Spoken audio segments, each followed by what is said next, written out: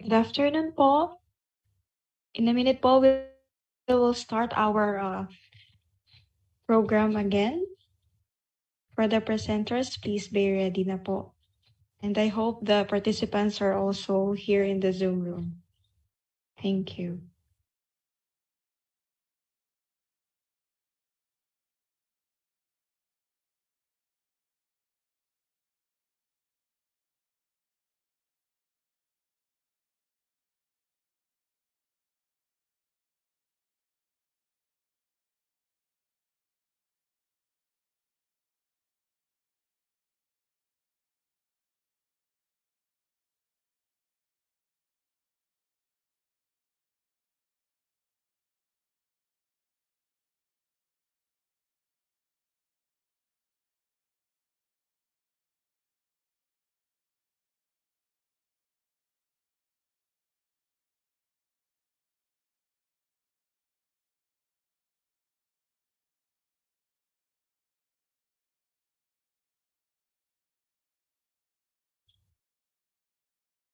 Good afternoon once again, and welcome to the 2023 Philippine Maritime Industry Pre-Summit.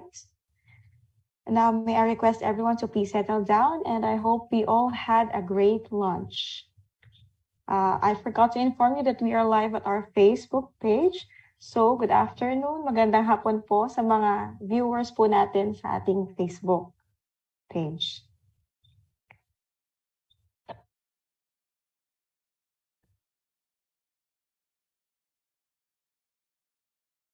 So, let's get those gears moving as we are about to begin the second part of our program. May I call on the first presenter, the officer in charge of the Overseas Shipping Service, Ms. Priscilla Hara, for the promotion and expansion of the overseas shipping industry. Thank you, Ms. Parlin. To the MARINA Administrator, Attorney Hernani Fabia, officials and representatives from different government agencies and stakeholders, magandang hapon po. I am pleased to present the new Program 5 on the promotion and expansion of Philippine overseas shipping. Next slide, please. As a background, kindly recall that the original title of Program 5 is Developmental of Global Maritime Hub. This is very wide in scope. While this was a very good proposal, we agreed to limit the coverage of Program 5 to overseas shipping sector. The changes in the program are as follows. Shipbuilding, which is also a big and important sector of the industry, was separated and made as another program.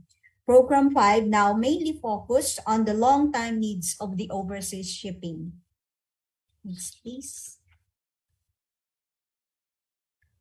Based on the proposed framework of the updated MIDP, Program 5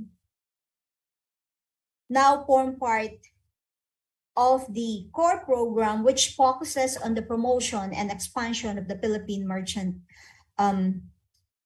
fleet. This is consistent with the policy declaration under PD 474, which states that the efficient transport of raw materials, products, commodities, and people is vital in the growth of our Philippine economy. For Program 5, next slide, please. There are 3 strategies for this core program. These are create an attractive ship registry, enhance system and infrastructure, and strengthen research and development. For the first strategy, the topmost component of legislative policy and institutional reforms will have to be undertaken in order to accomplish the 4 other components below. This means that every component reforms must be introduced and adopted. For example, in the ratification and implementation of convention, there is corresponding legislation that must be passed to implement the convention. And this carries with it the expectation of fast congressional action on maritime bills. The same goes for the incentive programs, which may require a congregational enactment. If I may report to to the body that as of now, we have a pending House bill on the Congress with respect to the ratification of convention.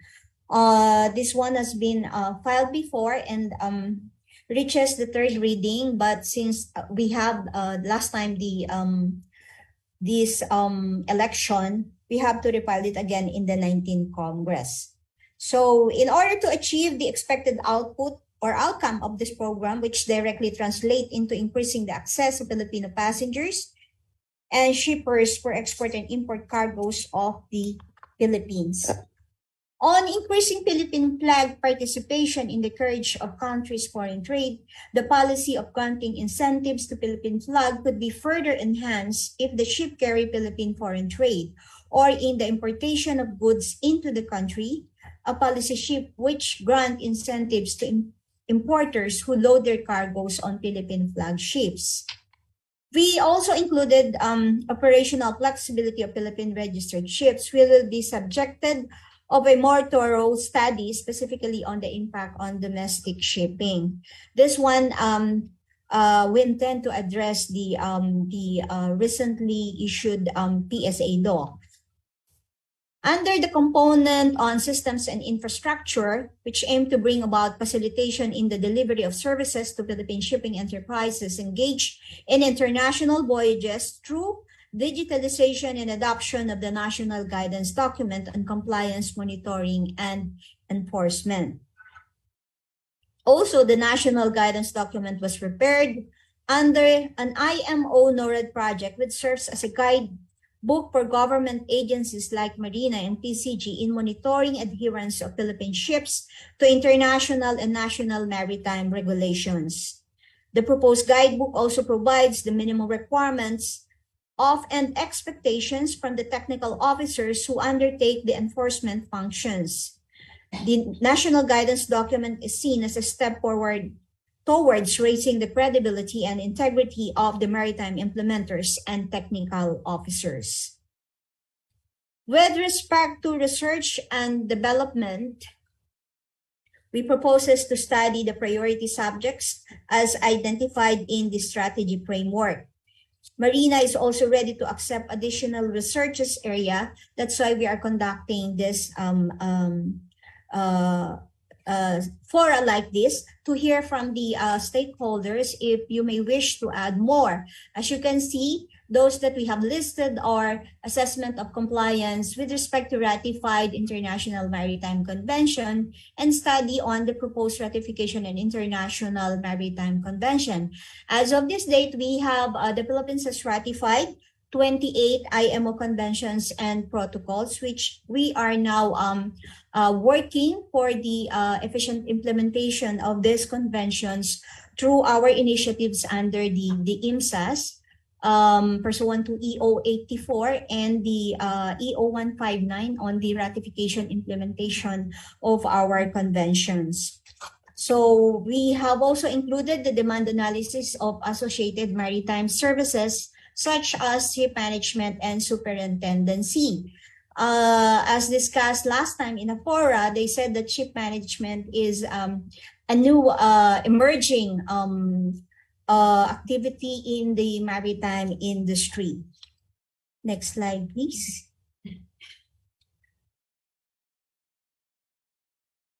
Okay. You can see that we have only proposed one project, but we said that is a basin feasibility study on the promotion of Philippine Ship Registry. As we all know, it is very wide in scope, but the first thing that we would like to have is enactment of a comprehensive Philippine Registry System Act. Through the years, we have several legislations, but most of them are under the PDs, which was issued during the time the then President Marcos, which really needs to be, let's say, amended, such as the ship mortgage law under PD 1521 and other requirements which are under the tariff and customs law. So the first thing that we would like to have is an enactment of a comprehensive Philippine Registry System Act. If we would say, do we have it already? We have a House bill already that we, similar to that of the IMO instrument, was already proposed even sometime in 2015 or 2016, but still we are working to push for this one and looking for those that who will support for the enactment of this particular proposed House bill. We also include, among others, the study on incentives and financial scheme. And also the review and amendment of existing legislation and policies on variable chartering, ship owning, among others, and also consideration of best practices of other maritime nations, because we should not be limited on what we have and existing laws that we have, limiting laws that we have, but we must also consider what are those big maritime nations have to offer that we do not have here in the Philippines. Maybe we could study those and implement some within our registration, so we could have a very a more competitive ship registry with respect to them. Next, please.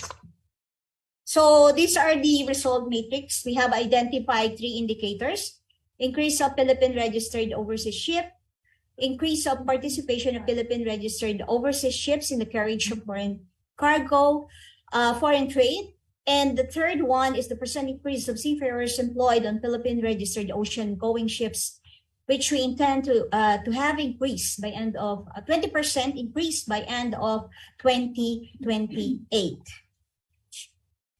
So that would be my presentation. Thank you for listening and see you later during the open forum. Salamat po.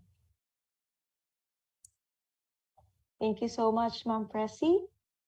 Now, moving on to our next presentation, may I request again the presence of Engineer Ramon Hernandez, the Director of the Shipyard Regulation Service, for the discussion on the modernization, expansion, and promotion of the shipbuilding and ship repair industry. Thank you, Farlene. Again, good afternoon to everyone. The next MIDP program that we'll be presenting is the modernization, expansion, and promotion of the Philippine shipbuilding and ship repair industry. With the increasing volume of trade and demand for ships, Philippines has to maintain a strong and well-developed shipbuilding and ship repair industry. Shipbuilding in the Philippines tends to grow and is already listed as the 4th largest in the world. A major contributor to its excellence in shipbuilding is the tactical position of the country in terms of commercial trade routes and the overwhelming coastlines and seabed characteristics, which can accommodate large vessels. As of 2021, there are 116 registered shipyards in the country, 26 of which belongs to the medium large scale category, scattered along the country's 3 main islands. We have Luzon, Visayas, and Mindanao. In 2019, before the pandemic, around 13,479 workers are employed in the shipyard. And previously, this new program is incorporated under the existing MIDP Program 5, which is Global Maritime Hub, which was actually discussed previously by Ms. OIC Director Presi Hara.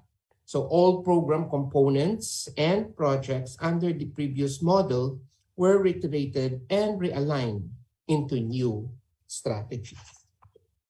In this new MIDP framework, there are 4 core programs which involves the shipping sector, the domestic and overseas shipping sector, the SBSR sector, and the maritime manpower sector.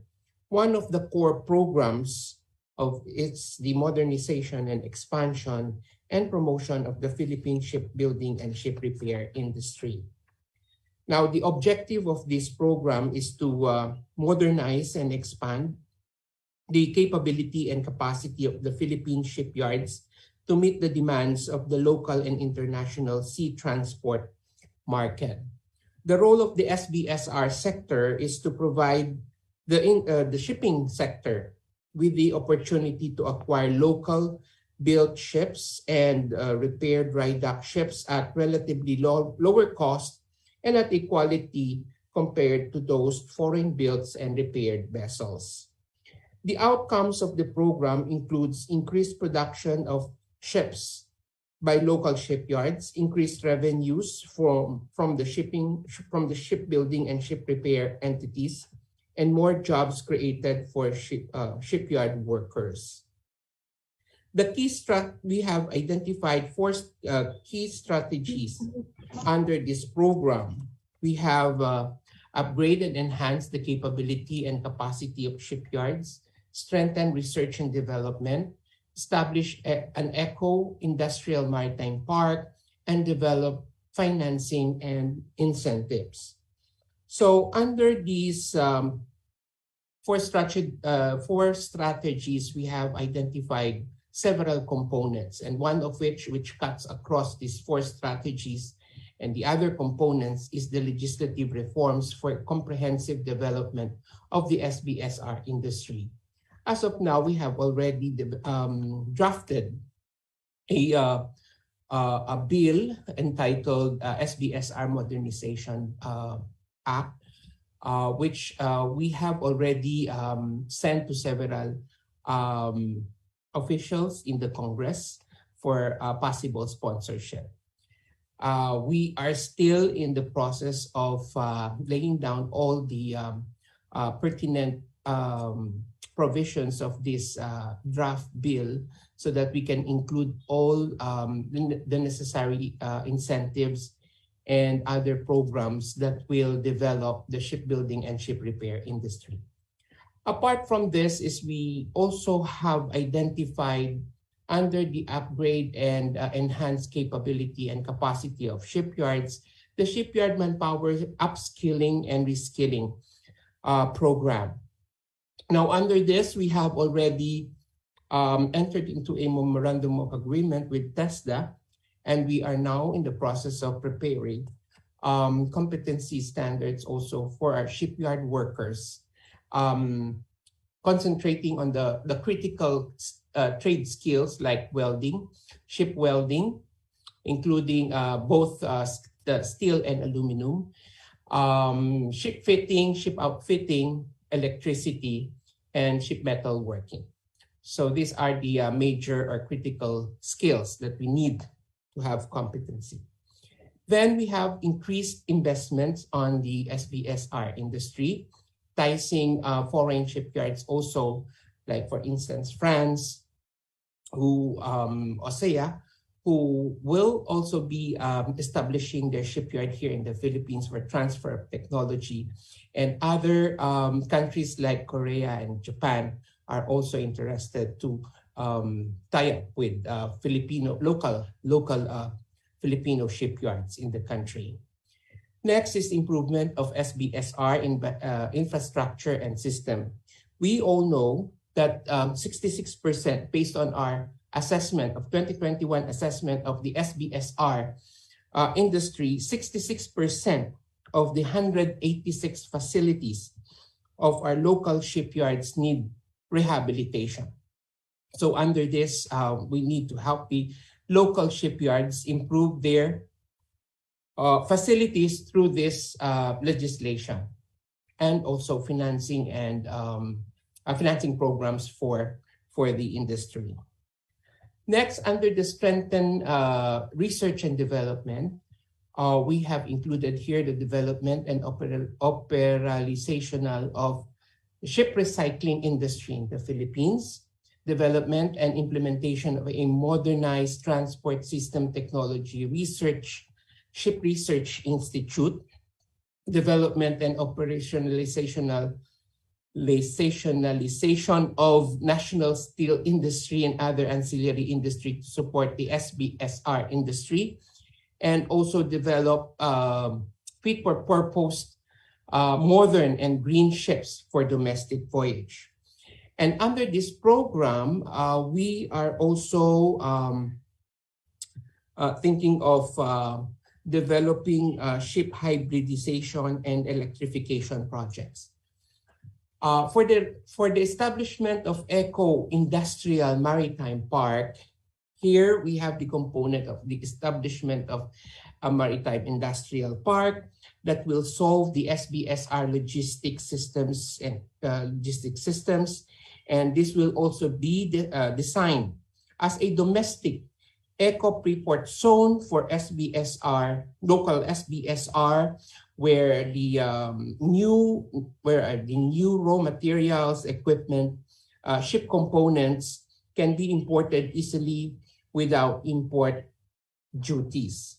And this will also allow new built ships within the MIP or the Maritime Industrial Park be released into the domestic market without duty, with zero duty. And then the last one is development of financing and incentives. So we have here the development of financing programs, products for modernization of the domestic shipyards.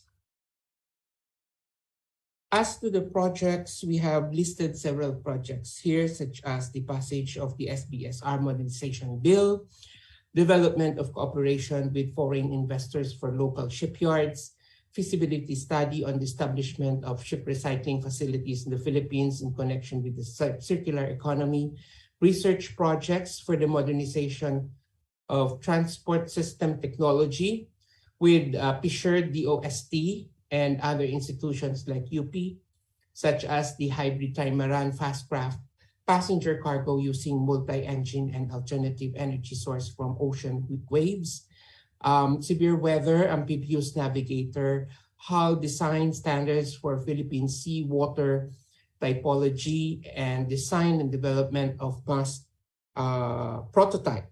Feasibility study on the establishment of Marine Eco Industrial Park, as well as development of attractive financing programs and products for the SBSR industry. Our result matrix for this program, we have our output indicator, which is the number of modern and green ships built by local shipyards, increased by 10% by end of 2028 from the baseline. This is still tentative and still open for discussion. Shipyard workforce increased by 10% by end of 2028 from the baseline. And for outcome indicator, we have upgraded and or expanded facilities for local shipyards, increased by 10% by end of 2028 from the baseline, and revenue generated from the SBSR entities increased by 10% by end of 2028 from the baseline. So that ends my presentation. See you all during the open forum. Thank you very much. Thank you, Sir Mon. Now to present the promotion of highly skilled and competitive maritime workforce, may I request Mr. Arsenio F. Lingad, the Director of Manpower Development Service. Thank you, PF. Good afternoon, Marina Administrator Attorney Hernani and Fabia, our Deputy Administrator for Operations, Ms. Nanette Vidinopol, our Deputy Administrator for Planning, Ms. Sonia Malaluan, our highly esteemed partners from the private and public sector. I'm grateful for this opportunity to present to you the MIDP core program on the promotion of highly skilled and competitive maritime workforce. On your screen is the framework of the updated MIDP. My presentation will focus on the promotion of highly skilled and competitive maritime workforce as one of the core programs of the MIDP. Under this program, we can show it in the next slide, we have three strategies consisting of seafarers and fishers, shipyard and port workers, and maritime administration professions. Under the first strategy, broadening the entry into the maritime career, it has four components, namely development of ladderized maritime training and education, development of professional education and training programs and standards, development of specialized maritime expertise, and adoption of a program on maritime career advocacy. On systems and infrastructure, it has three components. These are Integrated Filipino Seafarers Information System. This is primarily intended for verification purposes of employers and regulators. The data of seafarers from documentation, licensing, certification, deployment, and the reason for disembarkation, such as end of contract, death, sickness, or full disability claim. In effect, the portal is aimed for better efficiency in the processing of statutory documents of seafarers, as well as in terms of generating data on real time as follows: data on the number of qualified and certified seafarers, data for active seafarers, data on those who have claimed full disability, therefore should not be given employment on board, other data that may be required by decision makers, such as real-time number of seafarers currently deployed. Number two, on full digitalization of documentation, licensing, and certification of seafarers. At present, only the STCW certification is fully digital. The domestic seafarers, as well as the SRB and SID, are yet to be integrated. The third one, on strengthening of the maritime training and research centers. On the part of MARINA, it has established the Marina Training Institute in Bacolod City, and in soft operationalization at present, as it awaits its full operationalization pending approval of the Marina organizational structure and staffing plan, which is now with the DBM for consideration. On research and development, it has only one component: studies to support the development of a future-ready maritime workforce. This program would cover skills and education to appropriately respond to disruptive technologies that we will see in the coming years. We'll now go to the results matrix for the MIDP outcome. With the desired outcome of increased employability, reskilled, upskilled maritime workforce, and new jobs created, the program identified two indicators and the specific annual targets from 2024 to 2028. However, the percentage increase in the employment rate in the maritime industry is yet to be verified from the partner agencies in the Department of Labor and migrant workers. The deployed Filipino seafarers in 2021 remitted about $6.5 billion per data from the Bangko Sentral ng Pilipinas, which is higher than 2020's remittance of $6.35 billion. So we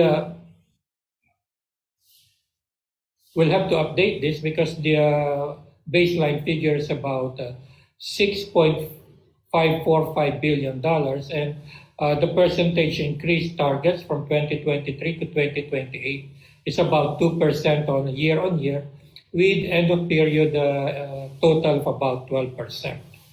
The sea-based sector's remittance comprises at least 22% of the total dollar OFW remittances. It is estimated that there is one Filipino seafarer for every 4 to 5 crew on board a vessel at any time.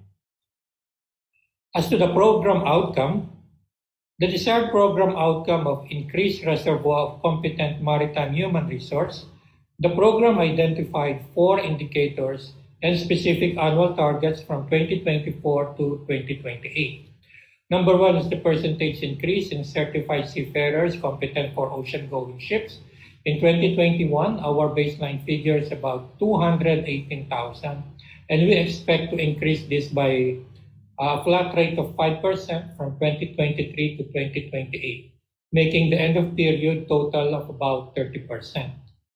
For the percentage increase in certified seafarers competent for domestic ships, 9,000 is our baseline for 2021, and we expect a 5% year-on-year target, year-on-year increases from 2023 to 2028. For the number of training standards developed or revised, there are 4 training standards developed. These are the basic training on PST, the refresher course on PST, refresher course on the fast rescue boat, and the IMO model course for engine room resource management. And we expect to increase these numbers by 14 trainings in 2023, 21 in 2024, 17 in 25, so on and so forth, as indicated in our presentation. As to the number of education standards developed on professional, skills, or expertise programs, this will have to be determined with CHED and TESDA. Next slide, please. As to the outputs of this program, we have identified 5 indicators and specific annual targets from 2024 to 2028. We will have to coordinate with our partners in the PRC, TESDA, and CHED in order to find the baseline for the percentage increase of licensed naval architects and marine engineers, percentage increase of certified welders and fitters, percentage increase of graduates of naval architecture and marine engineering degree program. We will also have a metrics for the percentage increase of collaborations made with national and foreign maritime learning institutions for the education and training of Filipino maritime professionals. And we will be the responsible agencies for these increased collaborations. For the percentage increase of instructors and assessors, our baseline figure shows that we have 2,963, and we can foresee a 5% increase starting from 2024 to 2028. Now, for some projects in mind, as the program evolves and being updated, development of ladderized maritime training and education, development of integrated Filipino seafarers information system, and development of maritime training standards will be pursued and delivered by 2028, with guidance and help of our partner agencies in government and private sectors. On ladderized program, this component seeks to establish the ladderized maritime education and training for seafarers and other maritime fields as guided by RA 10647 or the Ladderized Education Act of 2014, as well as integrating the competences prescribed through the STCW Convention. This component hopes to provide our young people with flexible points of entry towards their maritime career. This component likewise integrates the strengthening of bridging program by capacitating the MHEIs or the MTIs to contextualize flexible learning modality for seafarers on board whose upgrading or of competence requires schooling, but often are prevented for practical reasons. With similar situations, the supply of naval architects and marine engineers. This component will contribute to the promotion of professional careers in the shipbuilding sector. The NAMARE are considered what we call endangered species in the sense that there are only very few institutions offering such a degree. And NAMAREs are very few in number who practice their professions in shipyards or facilities related to shipbuilding and ship repair. There is a need to promote this profession and to provide appropriate government support to institutions which offer the course. On system infrastructure, in addition to the presentation earlier, the portal design shall greatly consider the data privacy law and other applicable laws. There will be levels of authority to be granted on the access of data and other limitations depending on who will use and for what purpose. Now, as to the standards that we will develop, we will continue developing standards for our seafarers for international trade as found in our results matrix. Also, development of new professional education and training standards is a component that focuses on preparing young people to enter into maritime administration work or leadership careers in ship management or port operations. This also covers higher educational pursuits such as master's degree or PhDs. Development of specialized maritime expertise is a component that focuses on specific skills and best practices learned over time. This has to be backed up by standardized training modules and updated materials to support the reskilling and upskilling of personnel.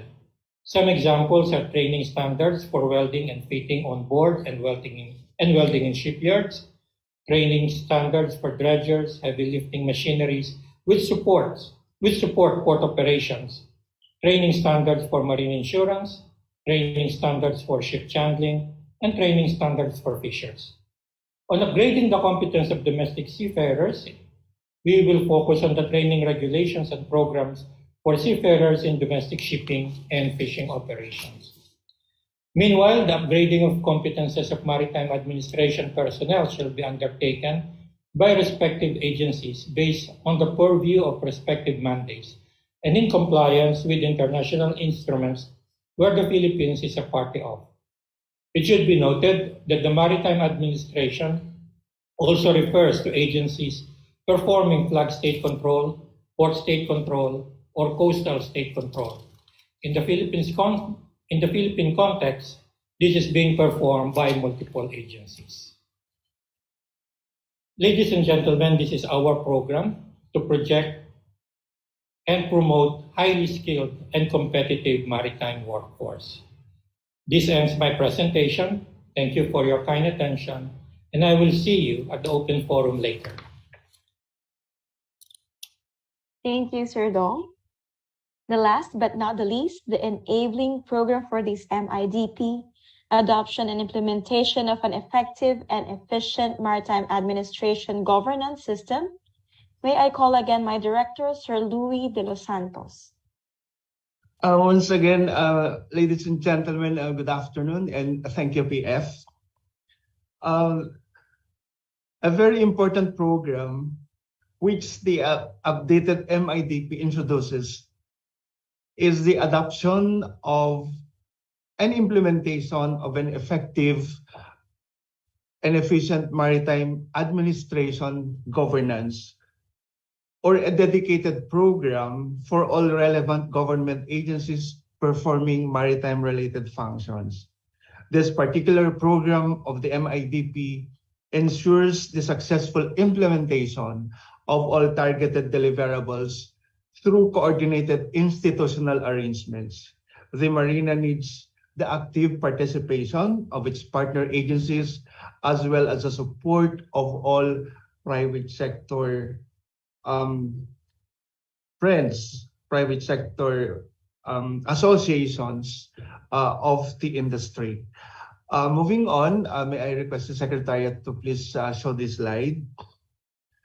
The introduction of this enabling program, as I mentioned earlier, is an innovation from the original MIDP that was launched in 2019. And actually, I wish to inform all our friends who are attending this virtual forum, the original programs that were launched in 2019, as well as those that were subsequently included in 2020 and 2021, remain to be a part of this updated MIDP. Wala pong tinanggal sa mga programs na napag-usapan po natin. What we did is just to restructure and to realign them in such a way that we'll be able to determine the level of the importance of these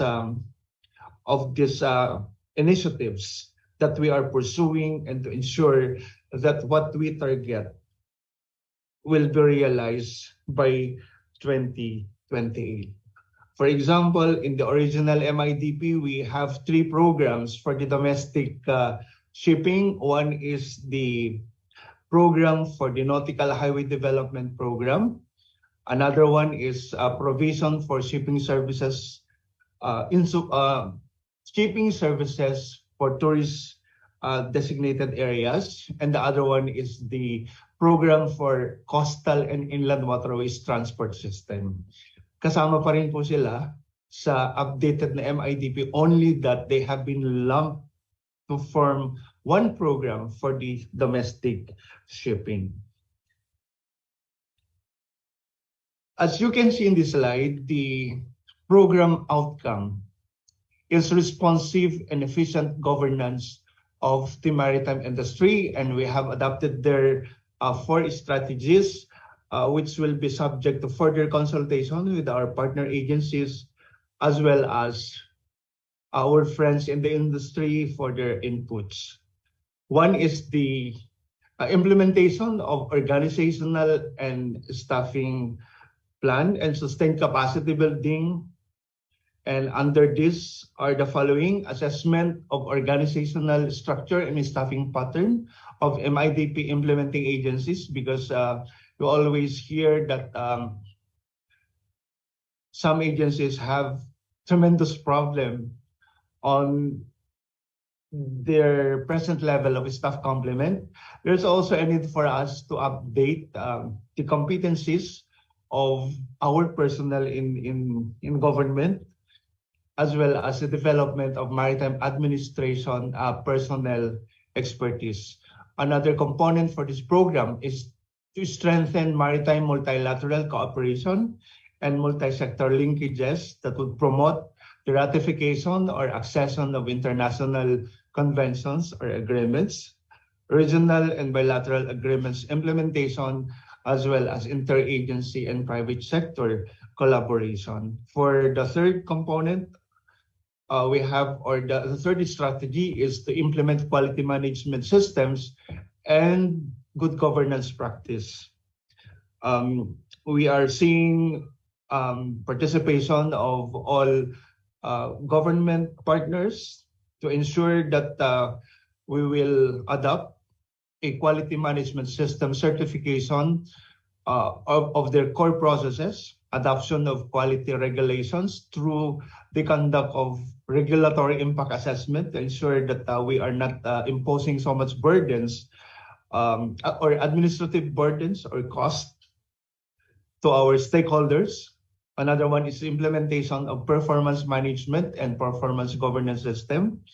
And one of the most important aspects of this program is to ensure professionalism and ethical standards of government manpower, among others. And the last strategy is enhanced strategic communications and risk management. The components include the following: intensified information campaign relating to the progress of the implementation of the identified deliverables of the Maritime Industry Development Plan. As another one is the promotion of maritime career and other and profession and management of crisis communications and mitigation of impacts of disasters and disruptive technologies. Next slide. And these are also the outcome indicators which this program seeks to achieve. Number of implementing agencies with approved organizational and staffing pattern plan. Of course, we need to discuss further with our partner agencies in order for us to be able to get the baselines. Once we'll be able to have them, and we'll be targeting together what are those that we want to achieve by 2028. Another one is number of implementing agencies adopting competency-based recruitment. And the third is the number of maritime administration personnel certificated as expert for a particular field of maritime affairs. And the next slide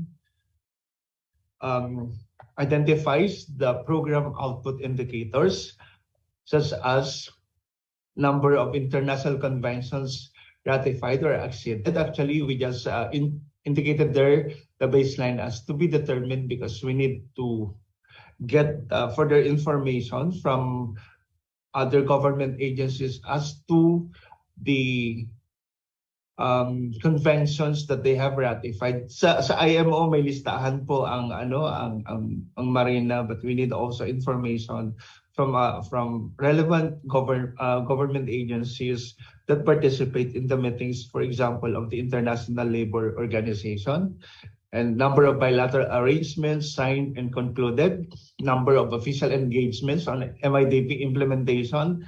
Dito po, we need to get the number of our engagements, particularly with the private sector, number of core processes certified under ISO, number of policies subjected to regulatory impact assessment, number of digital media releases and other collaterals on MIDP implementation, number of career orientation seminars conducted with junior and senior high school on the maritime profession, among others. So we have actually indicated here 10 program output indicators, which will be presented for further discussion with our partner agencies, and that will also be consulting our friends from the industry. What other output indicators would you like to be pursued by relevant government agencies performing maritime-related functions?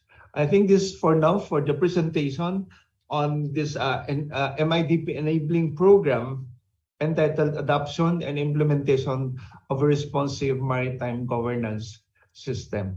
Once again, salamat po, and we are now ready to respond in any way that we can on your questions, beginning from the first presenter this afternoon.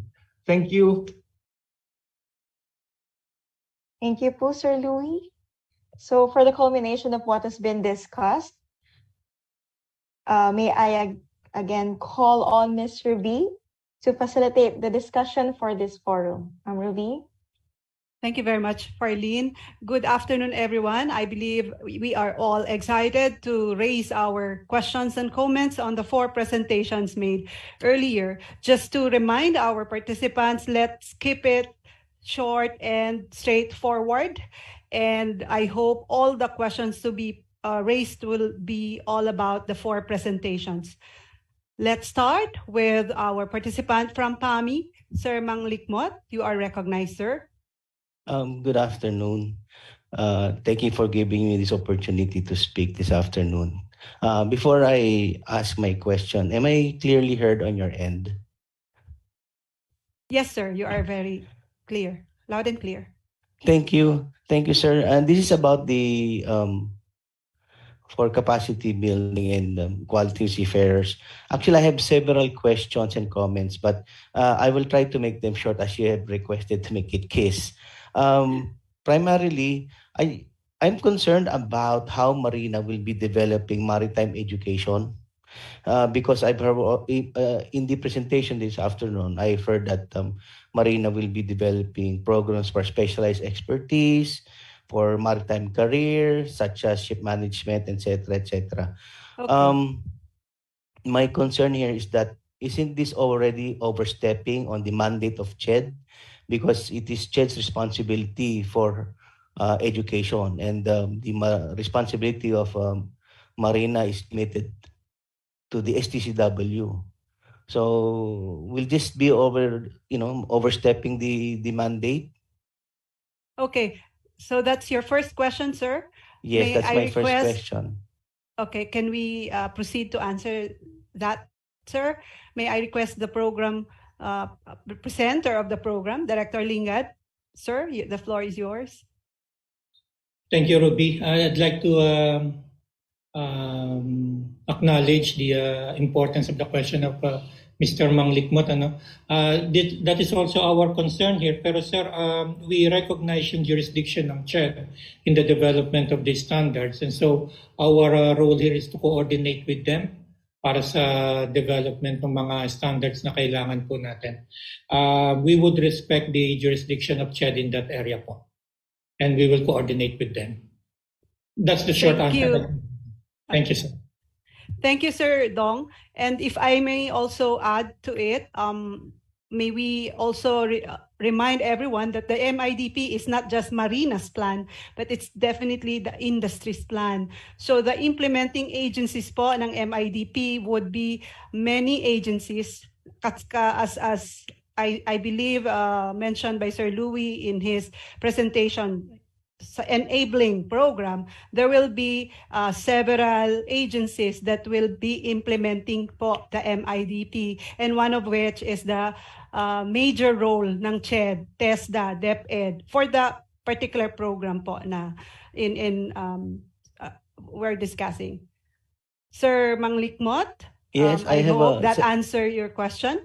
Yes, actually, I'm happy to hear that answer from Sir Lingad and from you yourself that it will be a cooperative effort. I'm happy to hear that answer. I have a second question. Earlier, I also heard that MARINA will be putting up maritime training centers. I know this will be a very sensitive issue to my colleagues in the PAM-TCI. My concern here is that we already have NMP, and NMP's mandate is precisely for maritime training, maritime training and knowledge center. Maybe the focus of instead of putting up maritime training centers, maybe Marina would like to consider using NMP as their arm in implementing, updating, or even developing training modules rather than Marina putting up training centers. I would like to suggest to coordinate or have a linear program with NMP so that we Yes, can sir. maximize the mandate of NMP rather than Mhm. using your own funds to put up training centers. NMP already has its own budget of putting up training centers around the country. So maybe there can be some cooperatives with NMP or some coordination with MMP so that you Okay. can lessen the burden and lessen the financial challenges of putting up training centers. And relative to this, maybe Marina can also look at the possibility of removing NMP under DOLE and putting it under its wing. Because NMP is maritime Good. per se, right? It's about Yes po. maritime training, maritime manpower. I do not know why is it in DOLE.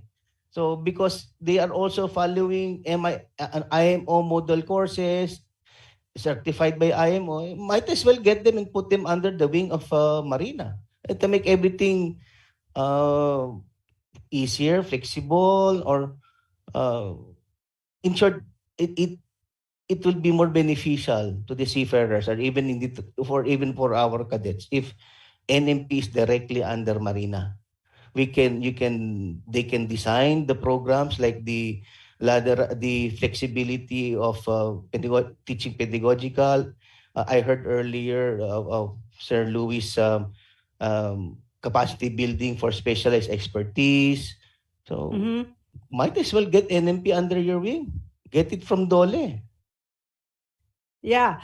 Sir, thank you po sa mga inputs ninyo, no? But we're also looking at the time. Two things that you are suggesting to look into the function of NMP, whether it be placed under the organization of Marina, and second is on the your what you call this? You were understanding that Marina will establish a training center, if I'm not mistaken. But I would like to before I will ask Sir Dong to comment, I would like to not really correct, but to go back to the framework. What it stated there, sir, is a component that states that strengthening of maritime training and research centers.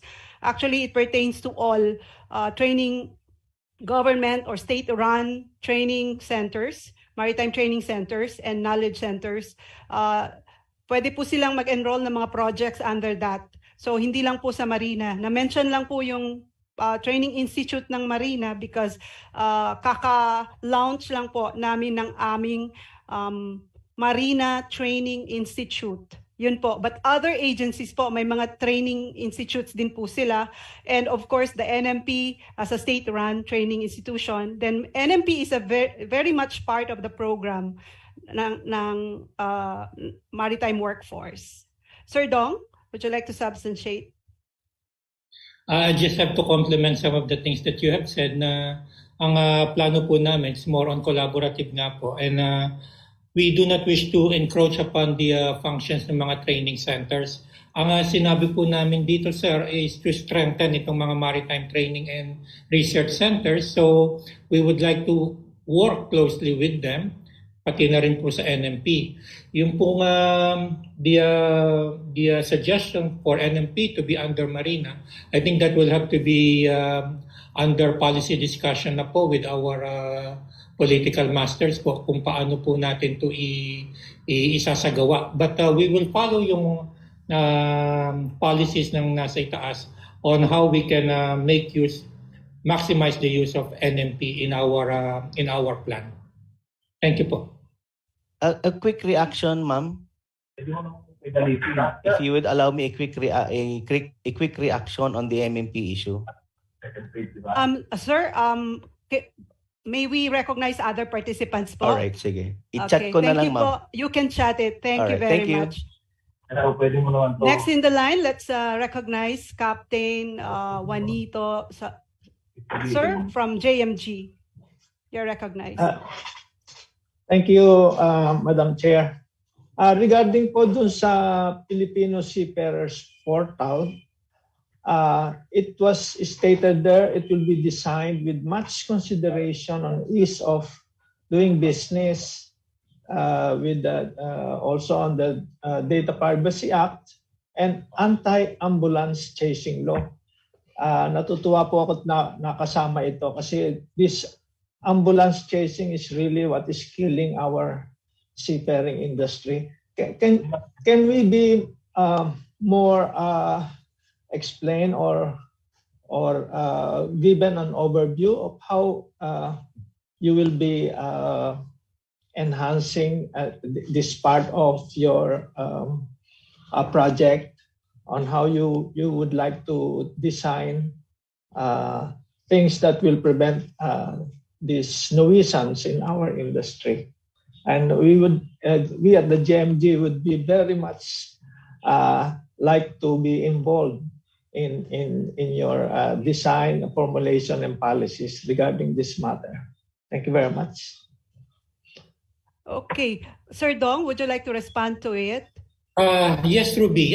Thank you, Sir Captain Salvatierra. Salvatierra po. Apo, salamat po, sir. Ito po ng aming project na ito, sir, is basically in partnership with our MISS. At the details are being discussed under Program 8, yung presentation ni Ms. Lina kanina. No? And I'm sure we will be invited, sir, pagka gumawa na po sila ng detalye dito. At standing order po kasi sa kanila yan, sir. We will get in touch po sa inyo, sir, for the details kung paano po gagawin ito, sir. Sa ngayon po, sir, so magsabi ng details. Thank you, sir. Thank you, sir. Thank you so much. All right, let's proceed with from the exact Captain Arsenio. Sir, you are recognized. Good afternoon.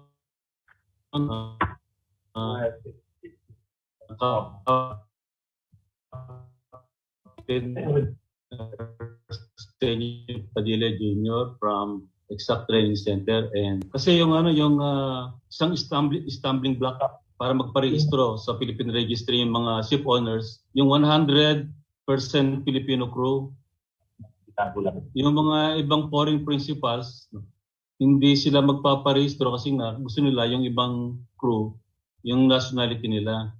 Kaya ang ginawa ng Norwegian sa kanang Danish, na naglagay sila ng second registry, Norwegian International Shipping saka Danish International Shipping.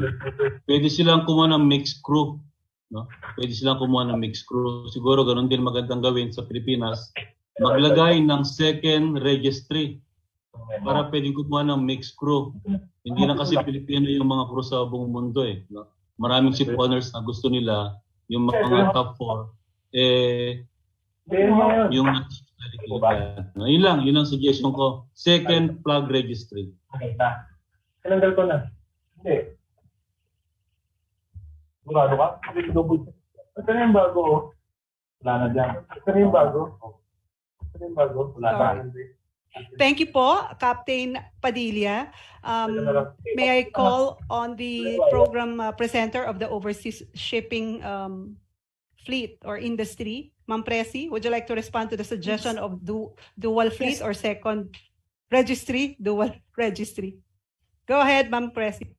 Yes, thank you. Thank you, Captain Padilla, on that inputs po. As I have said to you last time, we will be considering this in maybe a fora with the stakeholders to consider again all your suggestions, because the last time, I think sometime in 2020 or 2019, we have conducted several small meetings with the industry to get your inputs, and this one po kasi we would like to review again the inputs coming from the stakeholders, because as I have said, that would be part of the studies under the project that we are proposing.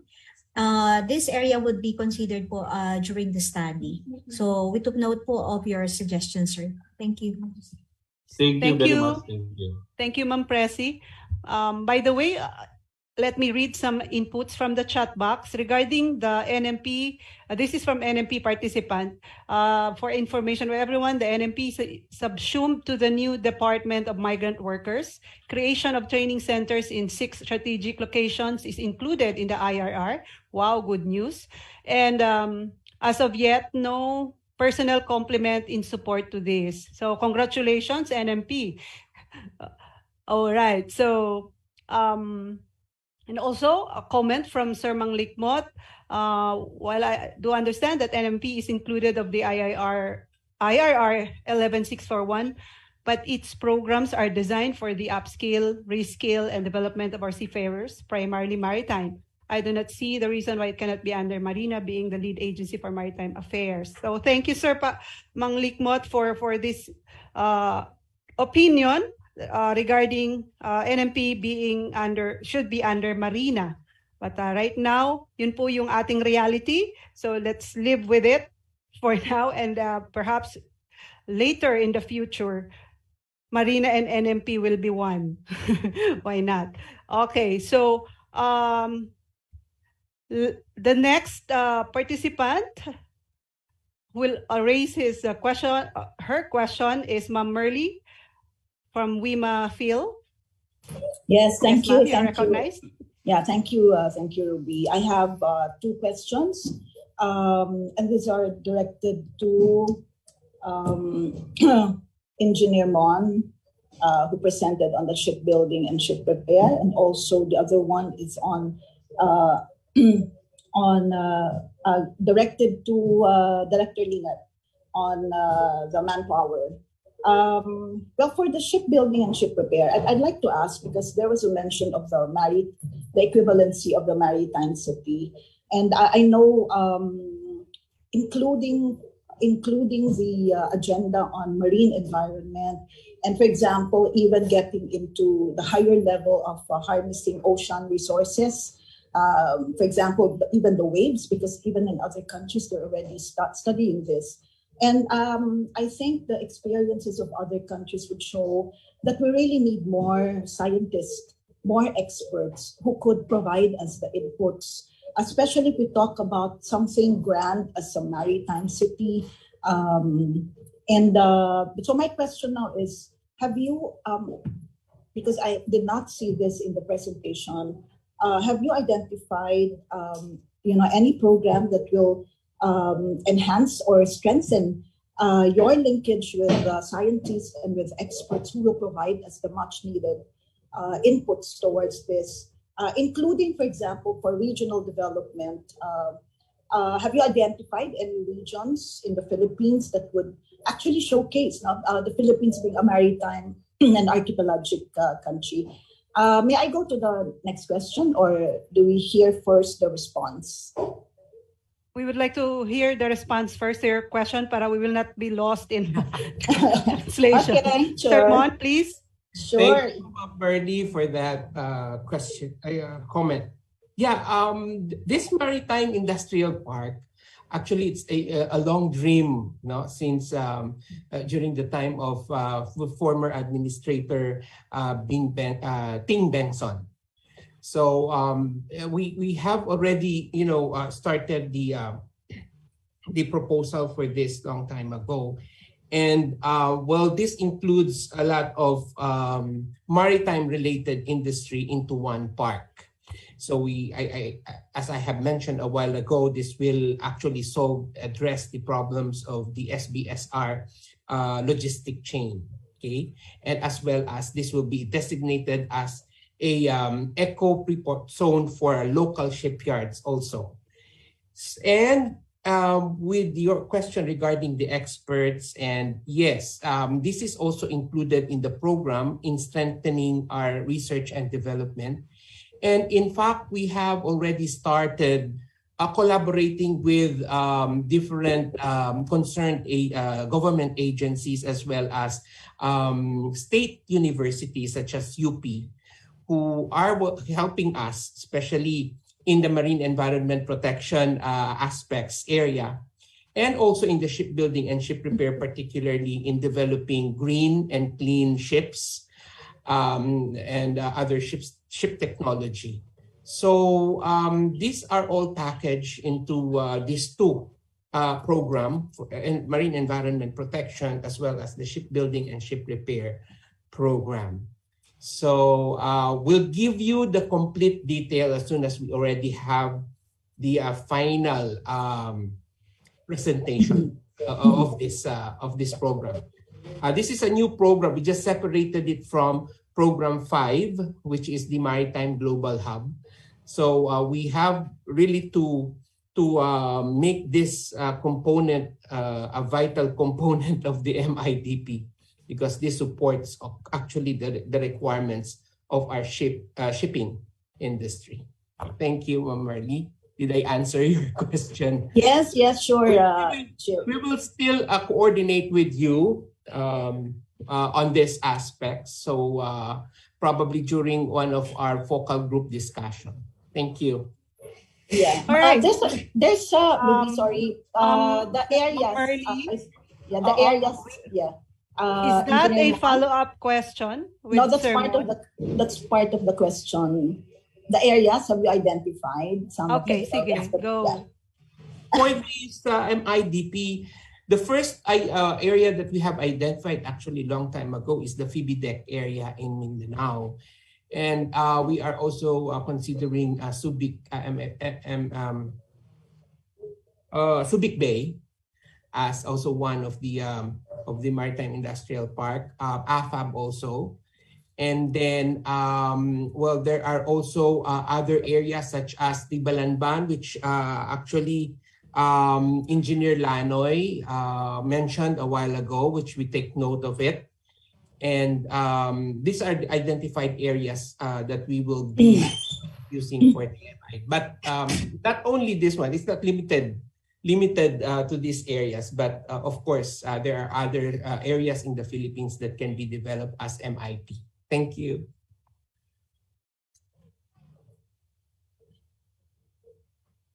You're muted, Ruby.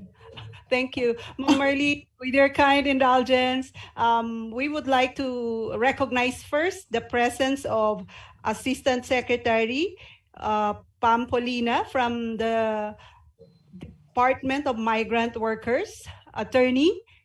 Marley, can I call him first? Yeah, sure. No problem. Yes. Attorney, you are recognized. Yeah, thank you. Thank you, ma'am. Thank you for making seeing it. Just a comment on the NMP. Sorry, medyo na-stuck tayo sa NMP. Under the law kasi, Mr. Maglimot, under the law, the NMP is now under the direct control and supervision of the Department of Migrant Workers. So by law, it is under our control. Previously, you are correct that it is under the DOLE. Now it is now transferred to our department. So if you would propose that the NMP should be under MARINA, then we need legislative solutions for that. So just to answer yung legal ng NMP. But just to comment on the proposed programs of MARINA, I'm very hopeful na sana the MARINA will also coordinate with the DMW in terms of solutions, because I think although MARINA has been cooperative, has been helping the DMW resolve EMSA issues and other concerns of our seafarers. Pero kasi ang dyan is I'm glad that the MARINA is inviting us to these kinds of forums. So we would also not only be involved in their programs, but also learn from the participants and also of MARINA regarding their proposed solutions. So sana po sama rin kami dun sa solutions ng MARINA. So thank you very much to everyone. Thank you, Assistant Secretary Pampolina. And for sure, palagi po namin kayong i-invite dahil ito'y simula pa lang ng ating samahan. Mahabang samahan ito hanggang 2028 and until the next 10-year plan that we're going to formulate, and on and on and on. All right. Thank you, ma'am. May I hear from anyone from the Marina Management to respond? Okay, hearing none. Let me go back to Ma'am Merly. Ma'am, one question na lang to give chance to others also. Thank you. Yes, of course. Thank you. Yeah, this is going to be quick. My next question is about, I said it's about the manpower development presented by Director Lingad. I understand that the projects to be pursued by his office will include development of ladderized education and training. Now my question is, and it has long been an issue with us, I do not see also where the senior high school will come in. I understand it was Director Louis here who mentioned something just in passing about the senior high school. But this has been a major concern because in 2013, the senior high school concept was introduced to us. And it became a chop suey when suddenly it's supposed to be directed to the Maritime Industry, one of the programs there. Suddenly it opened its doors. So my question now is, I do not see this, and is it in the program that you have? Because it's secondary education and it's very important that the MARINA has a very clear roadmap and direction setting for the senior high school in relation to the education and maritime education and training. Thank you. Thank you, Ma'am Merly. Sir Dong? Thank you, Ma'am Merly. The floor is yours. Thank you, Ruby. We have our conceptual framework dun sa high school, ma'am. At hindi lang namin na ipakita dito sa presentation na to just to save time. But we have the relationship between senior high school and yung tech voc, and then yung baccalaureate degree for bridging. We would want to expound on that. Do we have time to show it, Ruby, or we can show it at a later date? I can actually share it now. Yes, we can share it very now. Quickly. I hope it's showing now on your screen.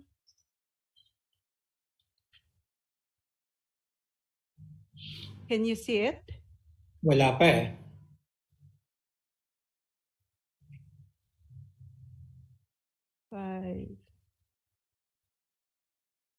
Not yet? Wala pa. Pero the gist of it is that meron tayong flexible points of entry. Yun na nga, yung sa senior high school, yung sa tech voc, tapos yung sa baccalaureate. So this is our plan, ma'am. This is our framework. I hope we can have the illustration shown on the screen. Ito po ang aming framework for a ladderized Philippine seafarers education, taking into consideration po yung senior high school. Under sa senior high school, dito po madidevelop yung KUPs for the yung operational levels, yung and then saka sila papasok sa tech voc for operational and support levels, and then baccalaureate for management or operational levels for seafarers. So dito po makikita, ma'am, yung on how the senior high school will play out sa ladderized education ng ating mga seafarers. That's how we see the role of our DepEd. Oh. Thank you, ma'am. All right. So basically, that's just a concept illustration. And as mentioned by Sir Dong, there will be more discussions on this. All right. So thank you, Ma'am Merly. So let's now move to the question from DMW Attorney I'm sorry? No. From Alma, Ma'am Tina Garcia, and she will be followed by our participant from BW Shipping. Ma'am Alma, the floor is yours. Thank you, Ma'am Ruby. This is Tina Garcia of Alma. Yes, Ma'am Tina. Opo. Thank you. Additional manifestation lang po dun sa pinoint out ni Ma'am Merly. During our focus group discussion on Project 9, I have also highlighted or commented on the senior high school and tech book. So I believe na-note na po yan nila Sir Dong, and hopefully ma-review natin yung curriculum natin sa senior high school. Because I pointed out that when I reviewed it last time, we only have subjects for deck, engine, and catering. Now, we are aiming to increase the number of our skilled seafarers. So, we really have to focus on those, especially dun nga po sa mga welders natin. And ETRs. So, ano lang po, reminder lang po kay Sir Dong, huwag niyo pong kakalimutan, pati po dun sa textbook natin. One question po kay Miss Lina, I don't know if she's still here, on program 8 po natin. One of the findings po ng EMSA is our monitoring sa mga MHEIs and MTIs natin.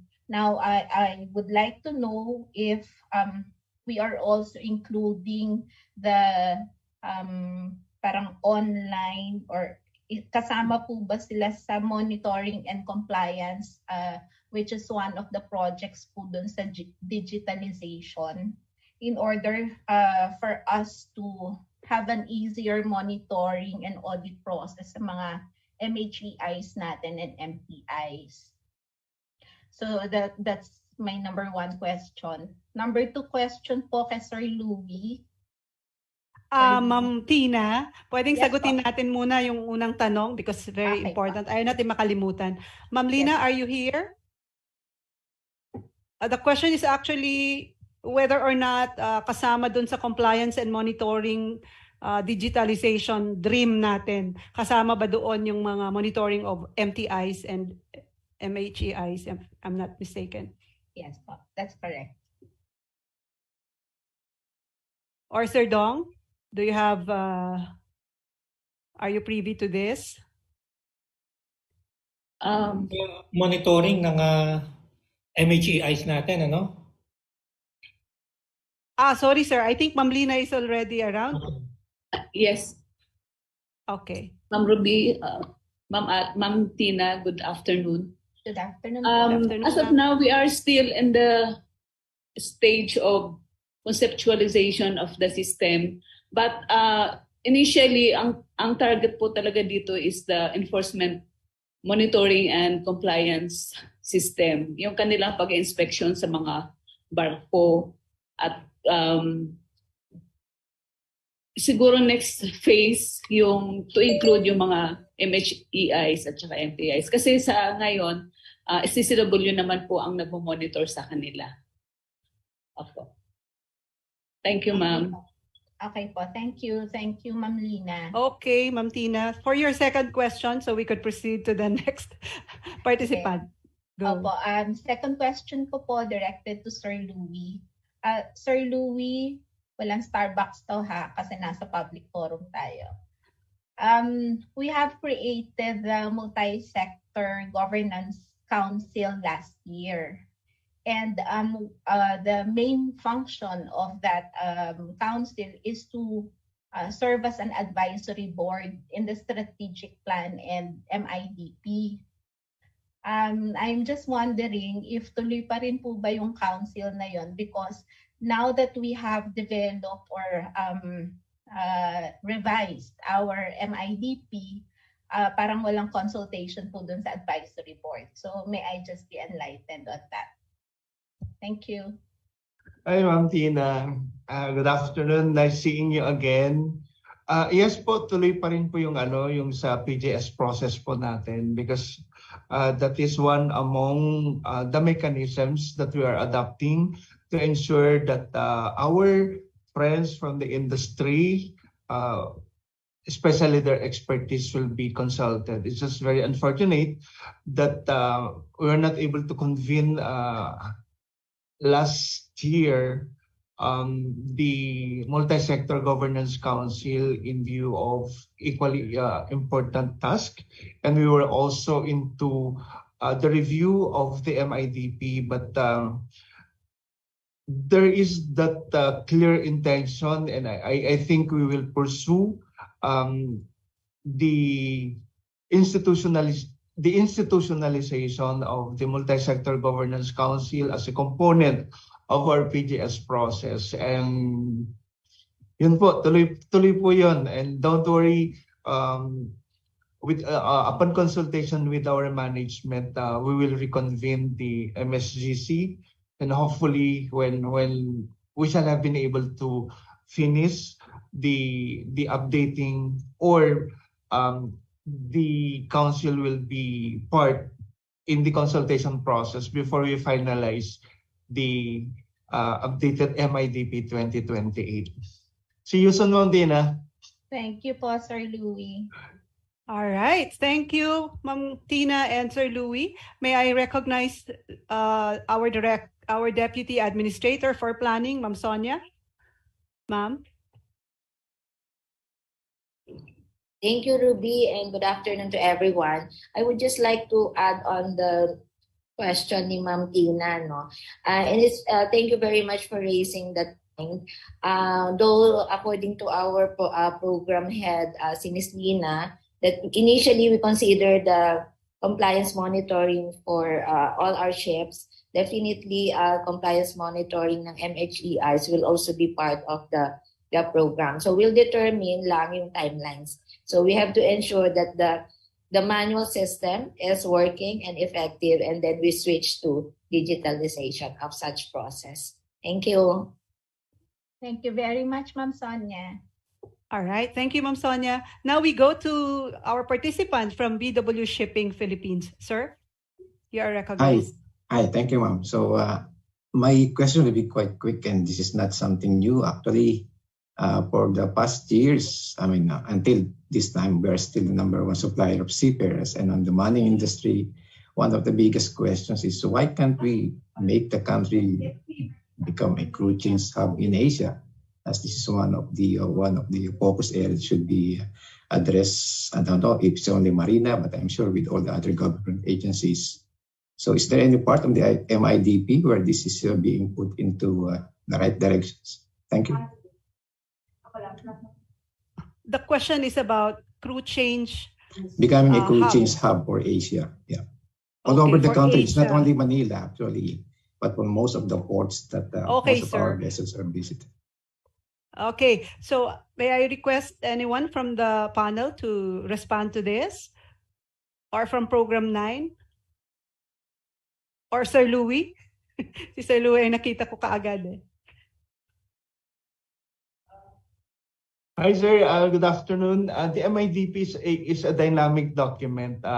The law mandates us to continually assess and update. So, of course, following our experience during the COVID-19 pandemic, we welcome that proposal for the Philippines to be transformed as a crew change hub. But this is something that we have to pursue discussions with our partner agencies, because there are a lot of agencies involved in this process, such as the Department of Foreign Affairs, Department of Health, Bureau of Quarantine, Department of Transportation, our mother agency, OWA, POEA, which are now part of the DMW.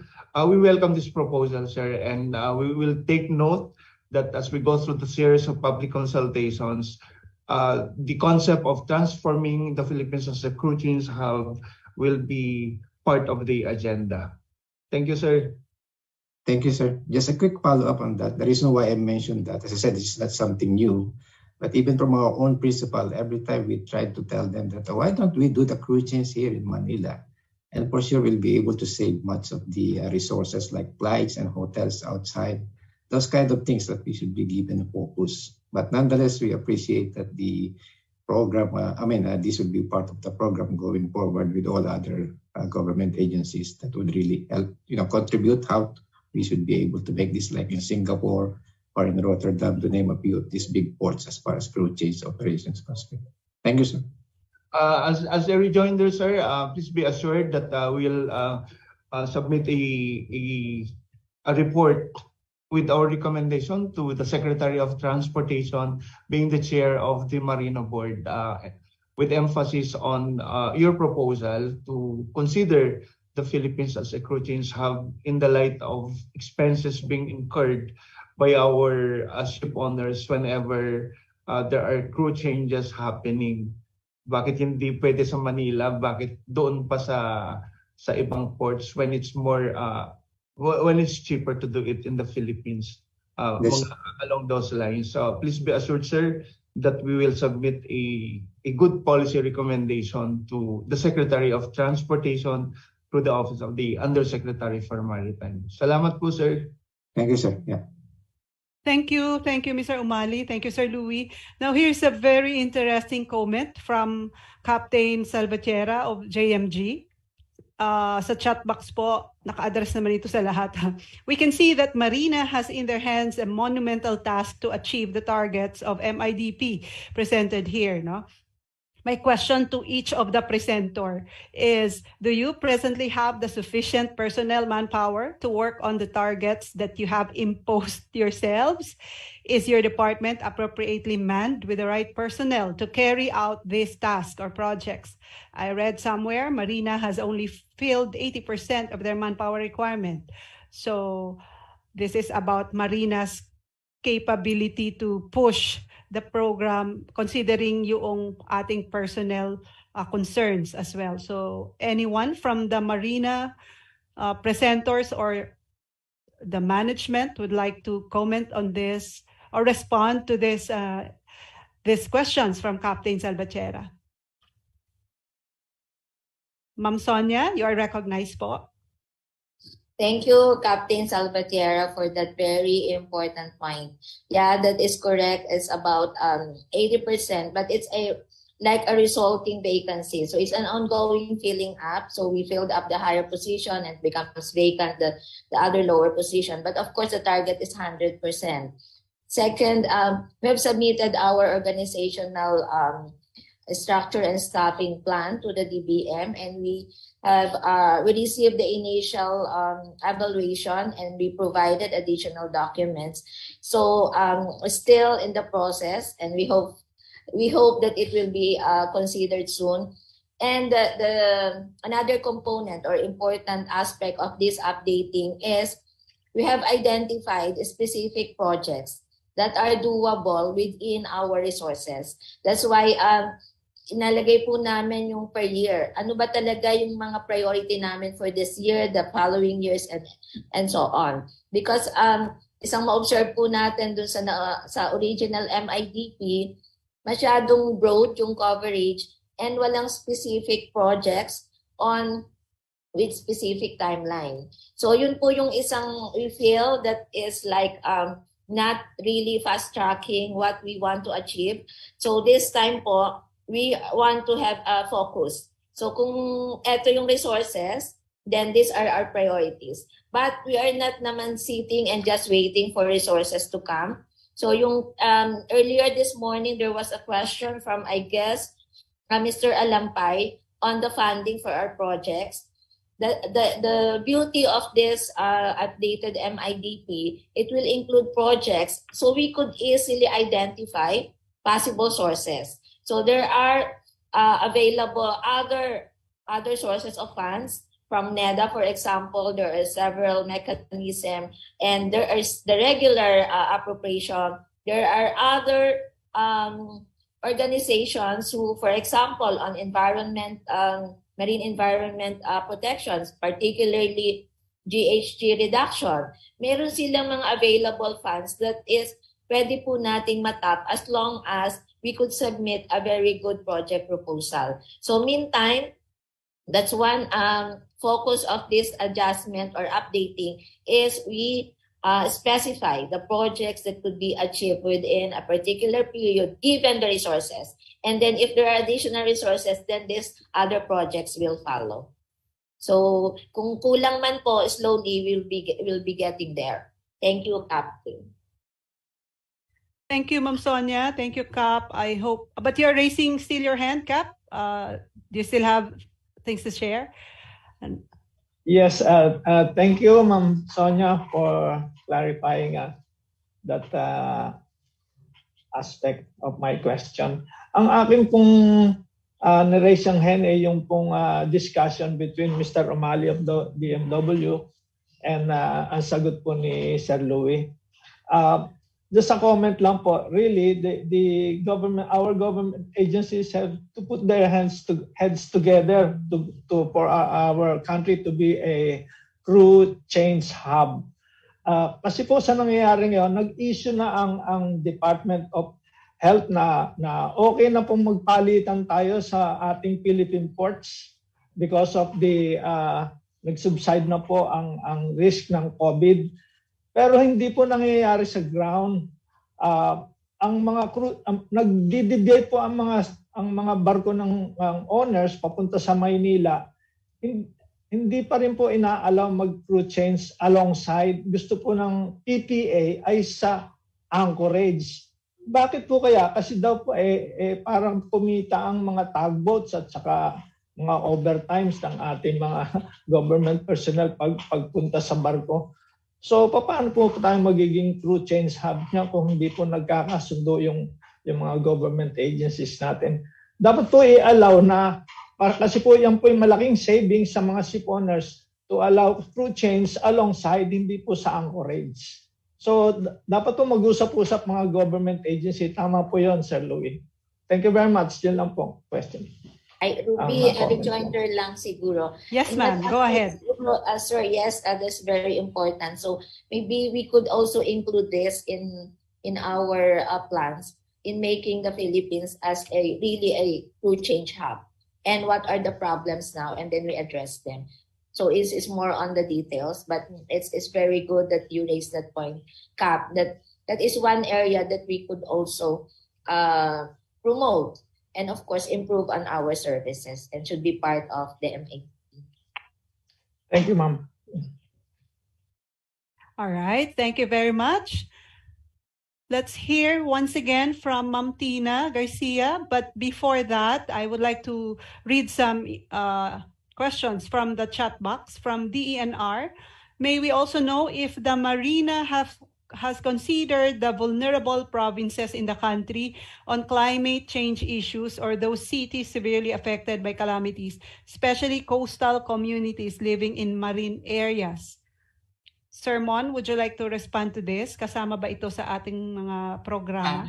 Plano, yeah, of course, especially those with ships, ports, and shipyards. So for land-based establishment near coastal areas, probably that would be coordinated with DNR and LGUs. So our concern first is those areas with ships, ports, and shipyards. All right. Kasama naman sa inyong cluster or sa inyong program, palagi ang DOST, Pag-asa, and all other relevant DNR agencies. Is also DNR. In fact, we have already coordinated with DNR and enrolled in their National Action Plan or NPOA, National Plan of Action, our strategies on marine plastic litter. So unti-unti natin yan i-enroll sa kanilang plans then. Even the whole of the marine environment probably will also be enrolled under the national plan for environment. Okay. Thank you for mentioning also that, sir, because na-mention nga kanina ni Ma'am Sonia, no, we are crafting or we are hoping that there will be a presidential issuance on the implementation of the MIDP because that issuance would provide for all agencies. Kung meron man silang maritime-related plans and programs, they will align it with the MIDP. Yeah. In fact, the guiding principle of the MIDP is the whole of nation approach. It's not only Yes. one agencies doing this, but the whole of the nation, like the private and the government will join together in order to craft this wonderful plan. Thank you. Okay, so thank you, Sir Mon. And Ma'am Tina, isa pang question from the chat box. From CF Sharp, Sir Edwin Diduro, sabi niya po, Marina already identified several crew change hubs in the Philippines like Cebu, Davao, Manila. The problem is the full implementation of Green Lane policy is missing. Just for example, Bureau of Quarantine just recently issued advisory allowing crew change at berth. But in Subic Port or perhaps with other crew change hub, they don't recognize it. So where is the implementation then? Why this is happening? So napakagandang tanong po yan, Sir Edwin. I'm not sure if our panelists, meron ba silang kasagutan sa tanong na ito? But I see the hand of Ma'am Nanette, our Deputy Administrator for Operations. Ma'am Nanette, would you like to respond? Yeah, thank you, Ruby. Again, yes, po. To everyone. Yeah, actually, this was also discussed in one of the PPA board meetings in which Marina is a member of the PPA board. Actually, there was a directive from the board that we will allow already ships to undergo crew change at berth, but I think there's a problem really on coordination with other government agencies such as Bureau of Quarantine, DOH. So actually, sir, yes, this is a good suggestion that will come up really with a project on a crew declaring the Philippines as a crew change hub. We already identified a number of ports from Luzon, Visayas, and Mindanao, and this is really an attractive project for the Philippines being a major supplier of seafarers. So we'll look into this. Thank you for your suggestion. Thank you, sir. Thank you, Ma'am Net. Now let's move to Ma'am Tina from the Association of Licensed Manning Agencies. Ma'am Tina. Thank you again, Ms. Ruby. Rejoinder lang po dun sa crew change hubs. I think several weeks ago or around 2 months ago, we have been communicating with the ASEC for Maritime of the DOTR regarding several issues on crew change. We've highlighted like 7 points actually. We are asking for them to allow us crew change at berth, primarily for the safety of the crew, the boarding officials, and the agents. Number 2, when we do crew change in Anchorage, it's actually more expensive for the principals, ship owners or ship managers, because if they are coming here for an operation, they would pay port dues.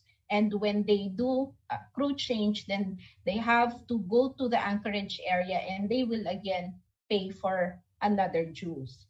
So that's number 2. Number 3, almost all ports in the world are already back to the pre-pandemic, meaning wala na pong mga COVID requirements. So unlike us, meron pa rin po tayong mga restrictions whether for on-signers or off-signers. Number 4, we are already asking the OTR to, I'm sorry to say, because I'm also part of this, to disband the OSS.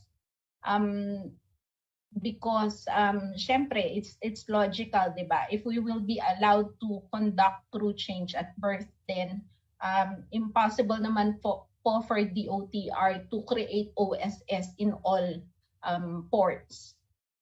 Number 5, yung mga vessels po na nadadivert dito for crew change should be allowed sa Anchorage area.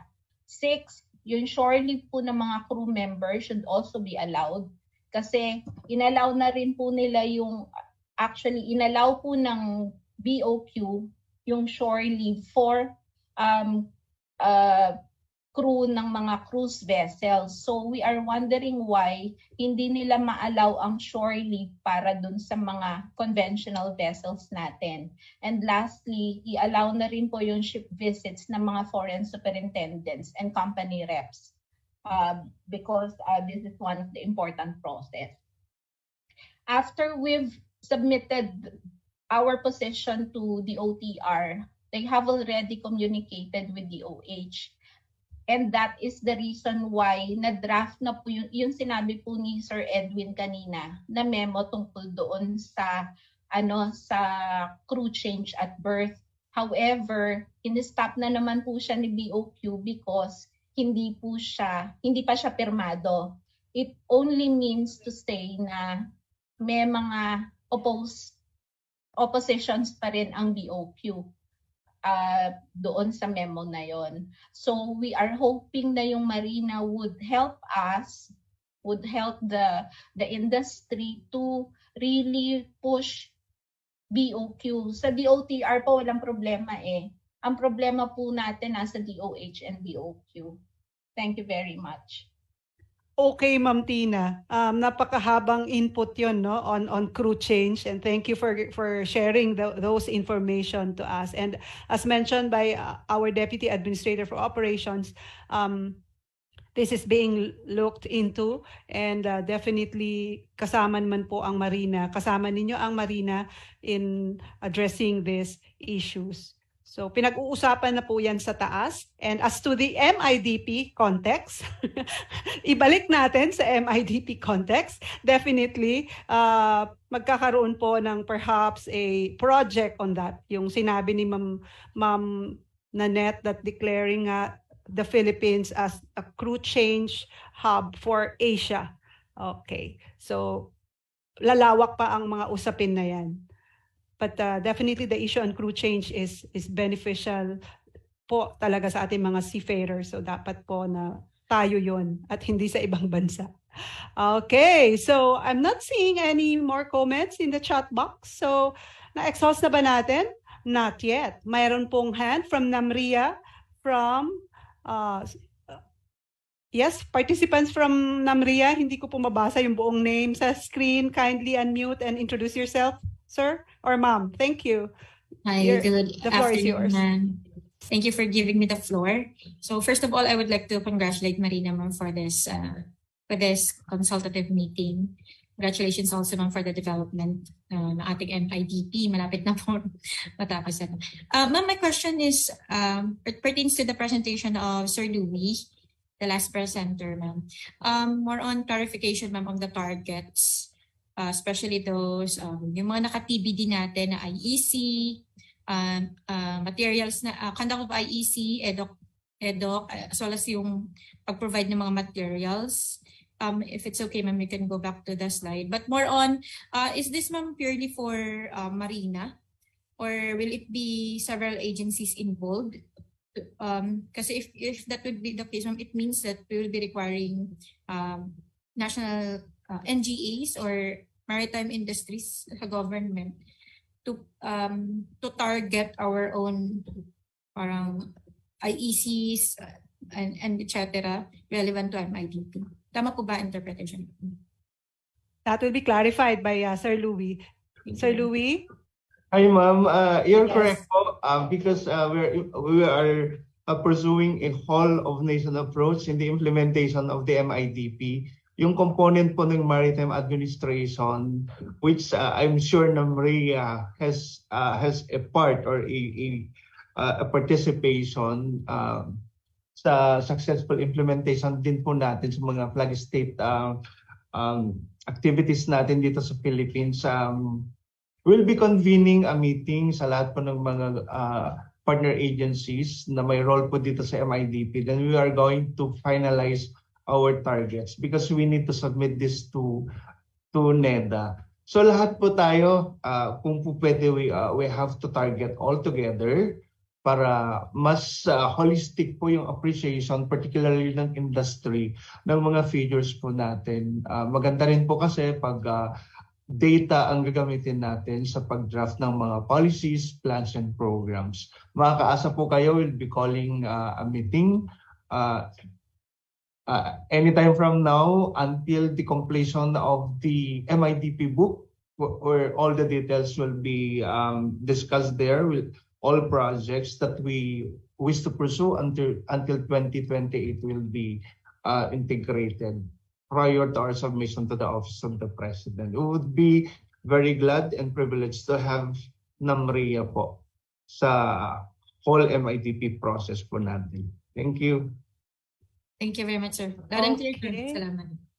Thank you, Ma'am Jasmine, for your question. Now let's move to our participant from JMG and representing FSA as well, Captain Ronald Enrile. Sir, you are recognized.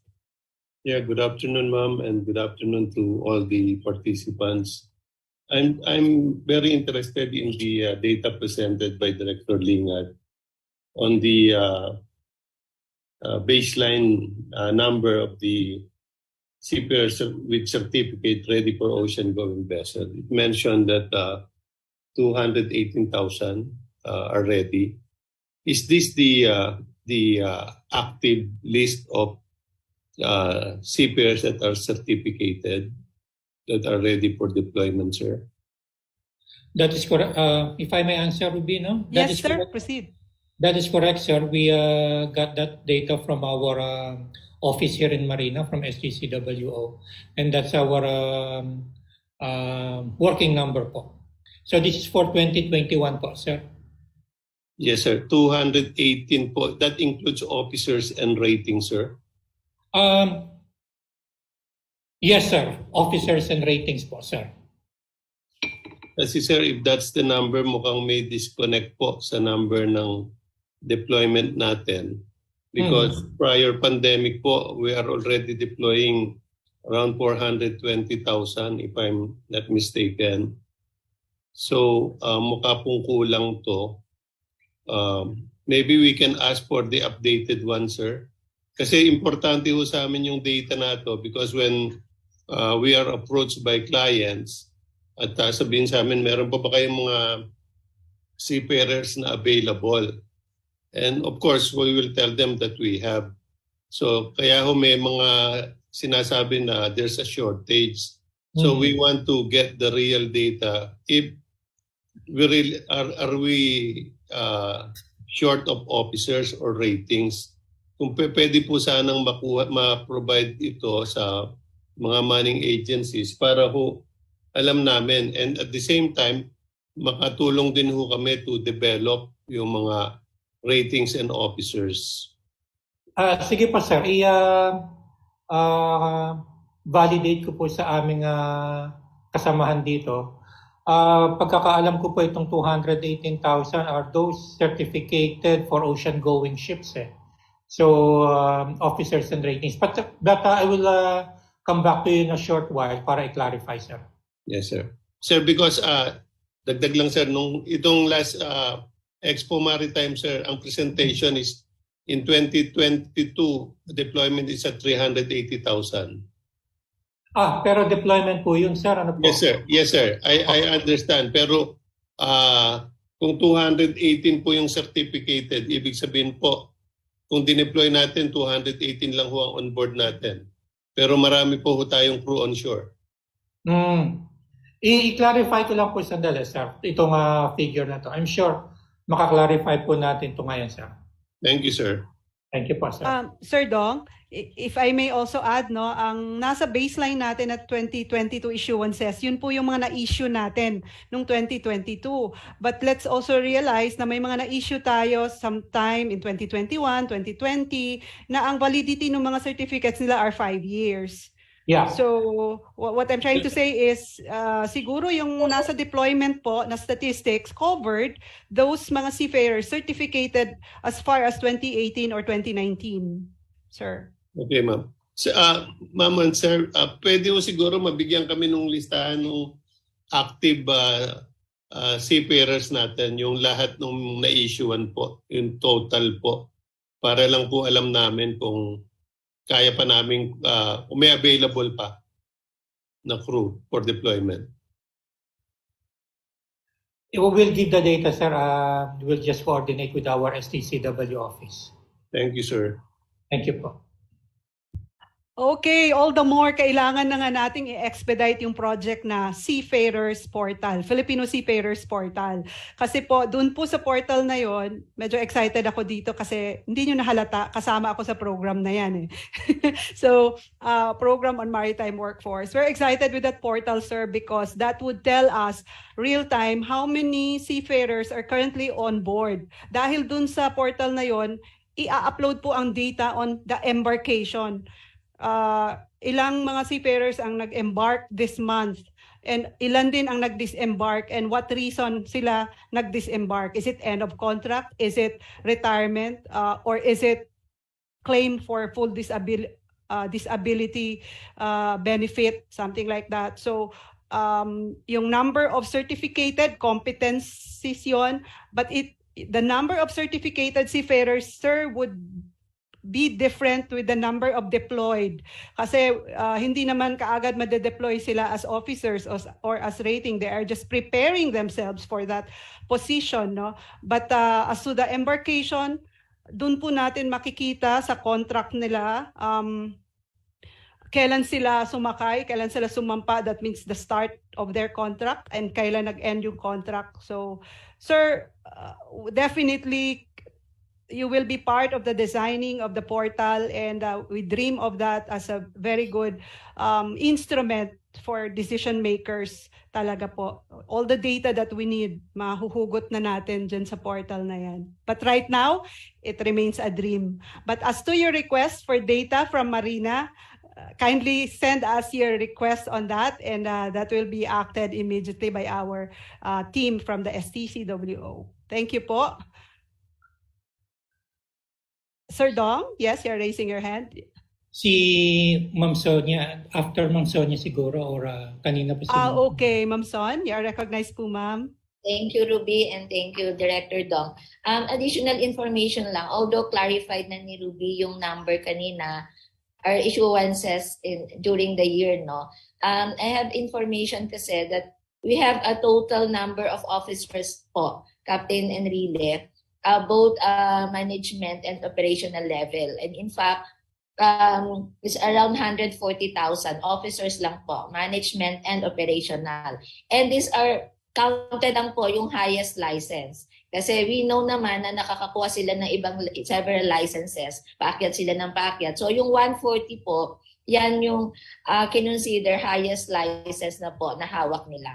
So that is management and operational level. And based on our database then, we have actually more than 1.1 million with seafarers, valid seafarers identity document. That's another data, no? And then we'll get then and generate the data for the ratings and others.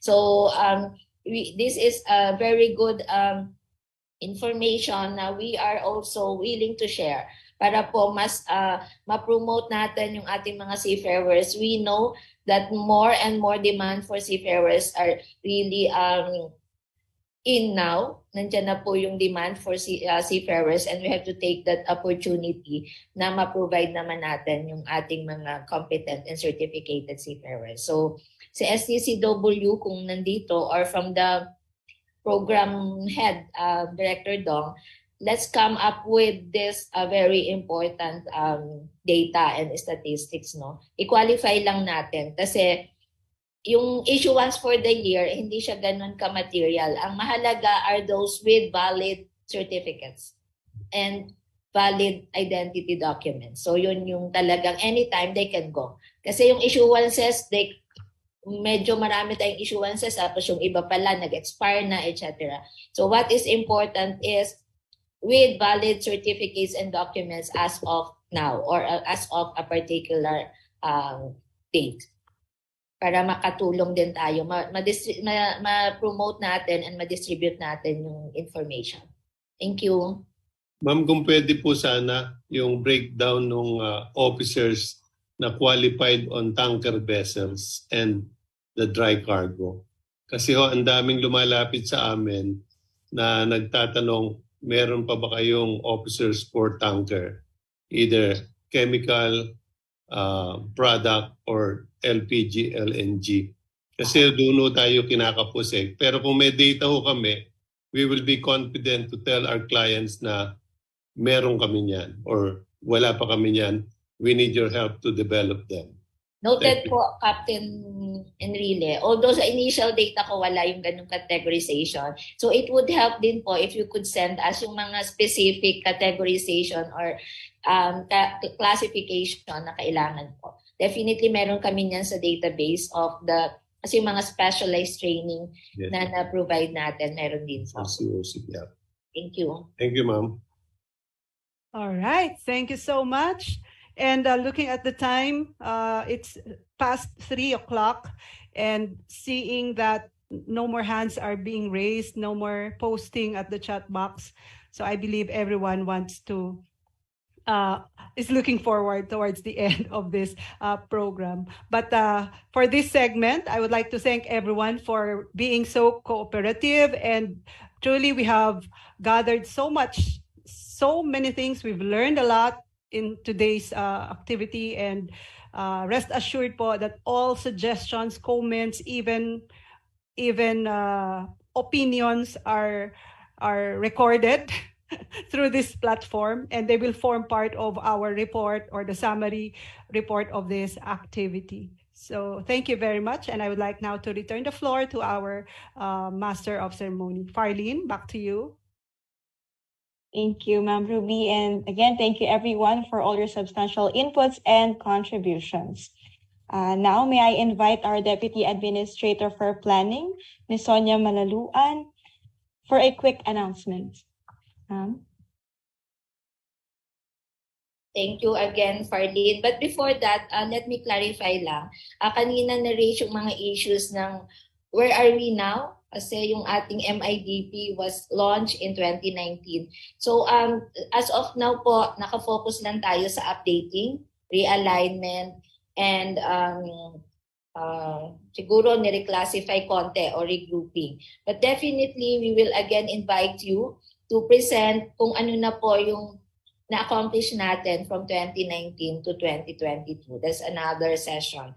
And before we complete the entire MIDP documents.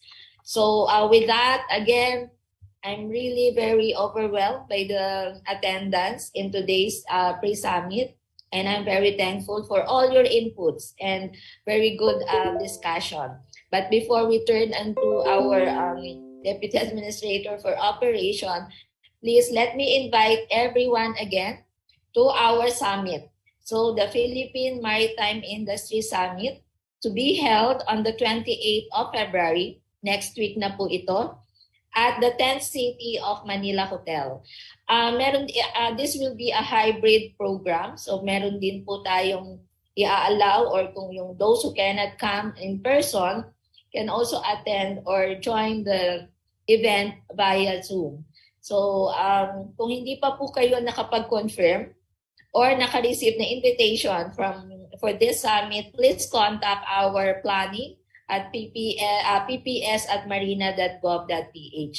And please, if I may request lang po an early confirmation, preferably until tomorrow, because we have invited the President to keynote our MIDP summit on the 28th.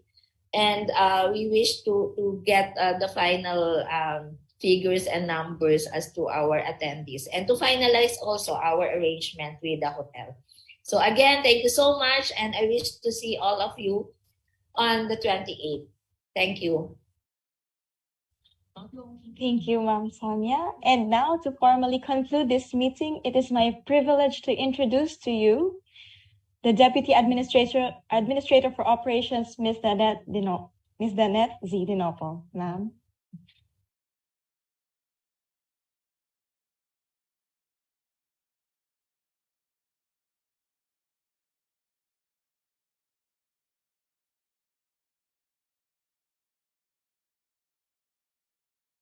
Ma'am, naka-mute pa po kayo. Sorry. Thank you, Farlene. Do we have presentations of the summary of discussions? No more? Ma'am, we will just provide them a copy of the summary report of this event. Okay, thank To you. follow na lang po. Thank you Thank po. you, Ruby. Yeah. Good afternoon, ladies and gentlemen. It is an honor to witness the outcome of this public consultation relating to the 10-year Maritime Industry Development Plan 2028. As we come to the conclusion of this activity, we thank you for your active participation. We are sure that your invaluable inputs will be given appropriate consideration in the course of updating the MIDP. It is our intention to work closely with you to ensure that the updated MIDP will reflect our aspirations for the maritime industry. In order to sustain our multi-sector partnership and fully reap the benefit of having a medium-term plan for the maritime industry, the Marinas drafted an executive order, as mentioned earlier during the discussions, the forum, entitled Implementation of the 10-year Maritime Industry Development Plan 2019 to 2028 and its subsequent updates, which aims to ensure the effective implementation, monitoring, and review of the MIDP programs. Again, we would like to extend our gratitude to all our highly esteemed partners. We are optimistic that this engagement would initiate more fruitful discussions for the improvement of the maritime industry. Maraming salamat po sa inyong lahat at mabuhay.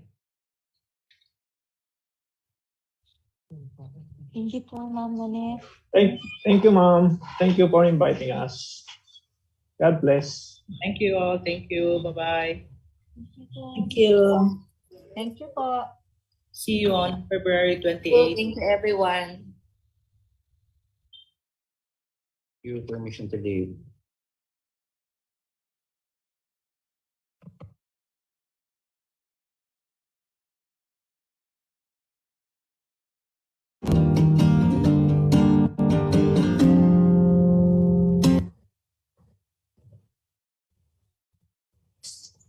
So at times like this, your voice is what we seek. We're the heart, you're right. We stay connected every morning and night. Powers draining, suffocating.